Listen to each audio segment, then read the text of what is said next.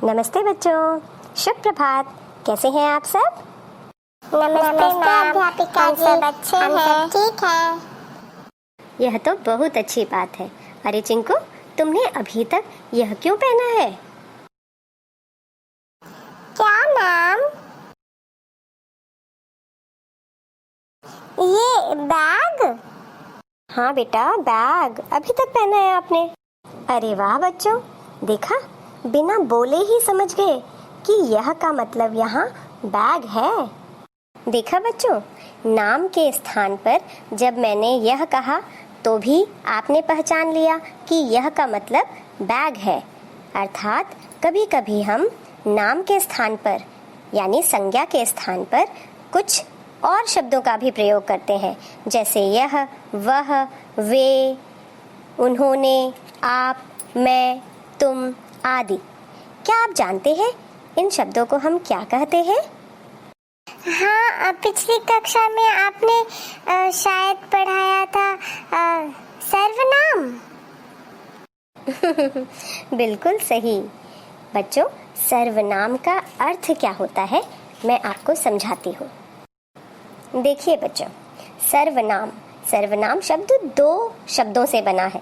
सर्व, जिसका अर्थ होता है सबके लिए, नाम अर्थात जो सभी के लिए एक ही रूप में प्रयोग किए जाएं उन्हें हम सर्वनाम कहते हैं, या सबके लिए एक ही नाम को हम सर्वनाम कहते हैं। जैसे अगर मुझे नाम नहीं बोलना है और आपसे कुछ पूछना है तो मैं आप सबके लिए आप शब्द का प्रयोग कर सकती हूँ। जैसे बेटा, आप बताइए, आप बताइए, आप बताइए। यहाँ पर मैंने सबके लिए सर्वनाम शब्द का प्रयोग किया, आप शब्द का प्रयोग किया, जो कि एक ही है ना। इस प्रकार हम सर्वनाम के लिए परिभाषा दे सकते हैं कि जो शब्द संज्ञा के स्थान पर प्रयोग किए जाएं वे सर्वनाम होते हैं। अब हम जानते हैं सर्वनाम के भेद। बच्चों, सर्वनाम के 6 भेद होते हैं। अर्थात सर्वनाम 6 प्रकार के होते हैं। पुरुषवाचक सर्वनाम, निश्चयवाचक सर्वनाम, अनिश्चयवाचक सर्वनाम, प्रश्नवाचक सर्वनाम, संबंधवाचक सर्वनाम और निजवाचक सर्वनाम। पहला, पुरुषवाचक सर्वनाम। बोलने वाले, सुनने वाले या जिसके बारे में कुछ कहने के लिए जिन शब्दों का प्रयोग होता है उन्हें पुरुषवाचक सर्वनाम कहते हैं। जैसे मैं, तुम, वह। बच्चों, आप इंग्लिश में भी पढ़ते हैं ना, first person, second person, third person. उसी प्रकार हिंदी में पुरुषवाचक कहा जाता है बोलने वाले, सुनने वाले और अन्य व्यक्ति के लिए। जैसे यहाँ पर उदाहरण देखिए, मैंने तुमसे कहा था कि उसे लेकर आना। यहाँ पर मैंने, तुमसे और उसे, ये तीनों शब्द सर्वनाम शब्द हैं। और कौन से सर्वनाम शब्द हैं बच्चों? पुरुषवाचक सर्वनाम। दूसरा भेद हम प्रश्नवाचक सर्वनाम समझते हैं। बच्चों, संज्ञा के स्थान पर प्रश्न पूछने के लिए जिन शब्दों का प्रयोग किया जाता है उन्हें हम प्रश्नवाचक सर्वनाम कहते हैं। जैसे यहाँ उदाहरण देखिए, तुम क्या लाए हो? दरवाजे पर कौन है? यहाँ पर क्या और कौन शब्द प्रश्नवाचक शब्द हैं और अगर हमें इनका उत्तर जानना होगा तो वे संज्ञा शब्द होंगे। अर्थात ये यहाँ पर प्रश्नवाचक सर्वनाम है। अब है तीसरा भेद, निश्चयवाचक सर्वनाम। बच्चों देखिए, नाम से ही समझ आ रहा है जिस सर्वनाम से हम कुछ निश्चित रूप से कह सकते हैं। यहाँ उदाहरण दिए हुए हैं ना, वह मेरा घर है। वह दूर की वस्तुओं के लिए प्रयोग किया जाता है। दूसरा उदाहरण देखिए, यह मेरी पेंसिल है। यह पास की वस्तुओं के लिए प्रयोग होता है। यहाँ पर वह और यह ऐसे शब्द हैं जिनसे निश्चित रूप से पता चल रहा है वही वाला घर या यही वाली पेंसिल, इसलिए यहाँ निश्चयवाचक सर्वनाम होगा। यह मीना का बस्ता है, वह शिल्पा का घर है। किसी निश्चित व्यक्ति या वस्तु के बारे में प्रयोग किए जाने वाले शब्द निश्चयवाचक सर्वनाम कहलाते हैं। समझ गए ना बच्चों? अगला है अनिश्चयवाचक सर्वनाम।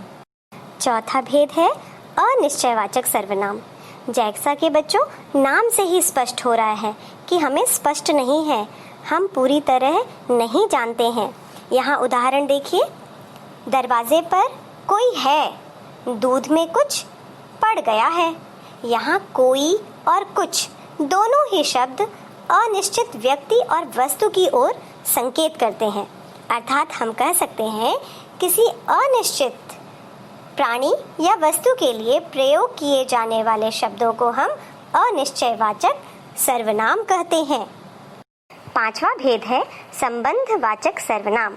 देखिए बच्चों, नाम से ही स्पष्ट हो रहा है संबंध, अर्थात ऐसे शब्द जो आपस में संबंध बताते हों और सर्वनाम भी हो, उन्हें हम संबंधवाचक सर्वनाम कहते हैं। चलिए उदाहरण से देखते और समझते हैं। जो करेगा वो भरेगा, जिसे चाहो उसे बुला लो। जो लड़की खड़ी है वह मेरी बहन है। जहाँ पार्क है वहाँ मेरा घर है। यहाँ पर जो, सो, जिसे, उसे, जो, वह, जहाँ, वहाँ, ये सारे शब्द आपस में संबंध बता रहे हैं किसी संज्ञा या सर्वनाम से। तो हम कह सकते हैं किसी संज्ञा या सर्वनाम या अन्य संज्ञा या सर्वनाम के साथ संबंध बताने वाले शब्दों को हम संबंधवाचक सर्वनाम कहते हैं। बच्चों, छठा भेद है निजवाचक सर्वनाम। निज का प्रयोग हम अपने लिए करते हैं, खुद के लिए। अर्थात हम कह सकते हैं स्वयं के लिए प्रयोग किए गए शब्द निजवाचक सर्वनाम कहलाते हैं। ये तो बड़ा ही आसान है। उदाहरण देखिए, मैं खुद ही चला जाऊंगा। हमें अपना काम अपने आप करना चाहिए। माँ, मैं अपना काम खुद करूंगी। हाँ, अपना काम स्वयं ही करना चाहिए। इन सारे वाक्यों में खुद, अपने आप, खुद, स्वयं, ये सारे शब्द निज की ओर इशारा करते हैं, अर्थात खुद से करने की ओर इशारा करते हैं, अर्थात स्वयं के लिए प्रयोग किए गए शब्द है, अर्थात ये हमारे निजवाचक सर्वनाम शब्द है। तो बच्चों, ये थे हमारे सर्वनाम के 6 भेद। यहाँ पर हम कुछ शब्दों से समझते हैं कि कौन से भेद के लिए कौन से शब्दों का प्रयोग होता है। देखिए, पुरुषवाचक के लिए मैं, तुम, हम, वह। निश्चय के लिए यह, वह। अनिश्चयवाचक के लिए कोई, कुछ, किसी आदि। प्रश्नवाचक के लिए कौन, क्या, किसकी आदि प्रश्नवाचक शब्द। संबंधवाचक के लिए जो, सो, जैसा, वैसा आदि। और निजवाचक के लिए स्वयं, अपने आप या खुद का प्रयोग होता है। अच्छा बच्चों, अब आपकी बारी। आप मुझे एक एक करके एक एक उदाहरण बताइए सभी सर्वनामों के। अध्यापिका जी, मैं पुरुषवाचक सर्वनाम का उदाहरण बताऊंगी। उसने नीली कमीज पहनी है। इस वाक्य में उसने शब्द पुरुषवाचक सर्वनाम है। शाबाश बेटा। अब दूसरा भेद कौन बताएगा? मैं बताऊंगा।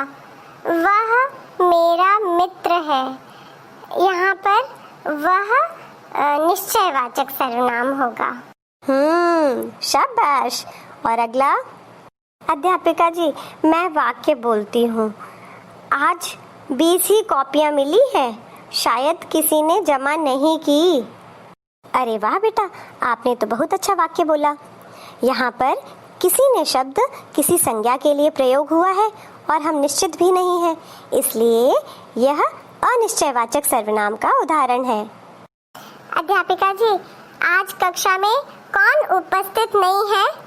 यहाँ पर कौन शब्द प्रश्नवाचक सर्वनाम। अति उत्तम बच्चों, आप लोग तो बिल्कुल सही सही उदाहरण दे रहे हैं। अगला संबंधवाचक सर्वनाम।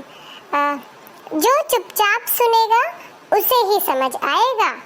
यहाँ पर जो और उसे शब्द संबंधवाचक सर्वनाम है ना अध्यापिका जी? शाबाश बेटा, शाबाश बच्चों। और अब अंतिम वाला छठा भेद कौन बताएगा? अध्यापिका जी, मैं अपना काम सदा खुद करती हूँ। इस वाक्य में खुद शब्द निजवाचक सर्वनाम है। क्या बात है बच्चों, शाबाश, आप सबने तो बिल्कुल सही सही उदाहरण दिए। आप सबके लिए तो तालियां होनी चाहिए। तो बच्चों अब आई अभ्यास की बारी। बच्चों सर्वनाम पढ़ते पढ़ते संज्ञा तो नहीं भूले ना आप? तो चलिए आज हम अभी संज्ञा और सर्वनाम दोनों का अभ्यास एक साथ करते हैं। मैं ये वाक्य पढ़ देती हूँ, आप उसके बाद संज्ञा और सर्वनाम ढूंढिएगा। चलिए, नीचे लिखे अनुच्छेद में आए 4 संज्ञा और सर्वनाम शब्दों को छांट कर लिखिए। नीम के वृक्ष को अपने आसपास इतने जीव जंतु मिल गए कि वह उनका बचाव करते हुए अपना जीवन खुशी से बिताने लगा। सबको खुशी देकर उसे भी खुशी होती थी। मैं सोचती हूँ कि दूसरों को खुशी देकर सुख पाना सबसे बड़ा इनाम है। यह इनाम नीम को भी खूब मिला। देखिए बच्चों, कितनी अच्छी बात कही गई है ना। चलिए अब आप इस अनुच्छेद से संज्ञा शब्दों को अलग लिखेंगे और सर्वनाम शब्दों को अलग लिखेंगे। मैं एक उदाहरण आपको बता देती हूँ। जैसे संज्ञा यानी नाम, अर्थात यहाँ पर कौन सा नाम शब्द है? नीम शब्द नाम है, संज्ञा है। और सर्वनाम शब्द यहाँ क्या हो सकता है? वह शब्द यहाँ सर्वनाम है। इसी प्रकार अन्य शब्द आप ढूंढकर खुद लिखेंगे। और ये है दूसरा अभ्यास, वर्ग पहेली वाला, आपका फेवरेट। इस वर्ग पहेली से बच्चों आपको क्या ढूंढना है? सर्वनाम शब्द। इस वर्ग पहेली से सर्वनाम शब्द ढूंढकर आप गोला करेंगे और उसे फिर लिखेंगे। तो बच्चों गृह कार्य में आप ये कार्य करेंगे और पूरे सर्वनाम के भेदों को दोहराएंगे। मुझे बहुत खुशी है बच्चों कि आप सबको सर्वनाम अच्छे से समझ आ गया। तो धन्यवाद बच्चों, आज की कक्षा यहीं समाप्त होती है। नमस्ते बच्चों, बाय बाय बच्चों। अगली कक्षा में हम फिर मिलेंगे। Bye bye.